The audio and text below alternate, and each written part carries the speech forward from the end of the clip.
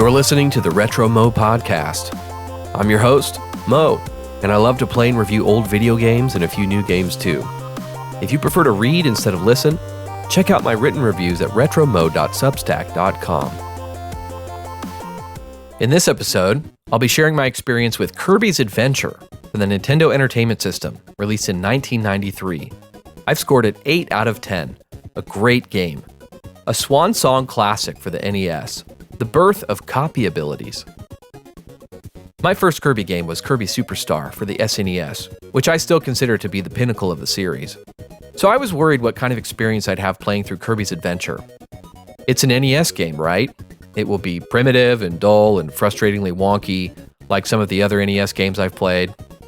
I was pleasantly surprised to find this game to be wonderfully playable. Sakurai has done it again. He squeezed everything he could out of the Game Boy for Kirby's Dream Land, and now he's squeezed everything he could out of the NES.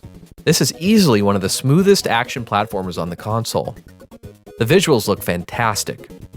Obviously, the NES can't compete with the SNES and other more recent consoles, but I'm amazed at some of the visuals they were able to pull off in this title. The music is solid, and Hirokazu Ando will go on to compose great tracks for many future Kirby titles, but I do still place Jun Ishikawa, the composer for Kirby's Dream Land and Kirby Superstar, on the highest pedestal of Kirby composers. The level design is primo, filled with hidden exits and a pleasing variety of environments across 41 levels, 7 worlds. The minigames are a nice bonus as well, which kickstarts a long-standing tradition of great minigames and Kirby titles to come. Kirby's Adventure introduces the iconic copy ability, allowing Kirby to copy an enemy's ability by swallowing it. Sakurai and the gang at HAL have crammed a whopping 25 copy abilities into this game. They initially created 40 copy abilities and selected their favorites to include in the final version of the game.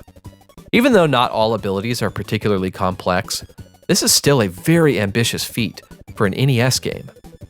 Kirby's Adventure brings a few firsts. It's the first Kirby game in color, the first game to introduce copy abilities, and we are also graced with the first appearance of Meta Knight, a now regular character in the franchise. Even though, technically, Kirby's Dream Land is the first Kirby game, Kirby's Adventure lays the groundwork for what the rest of the Kirby franchise will be.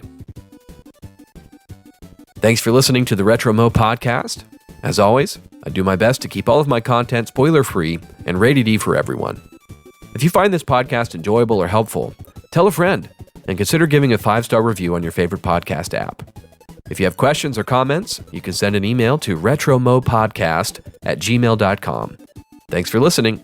Godspeed.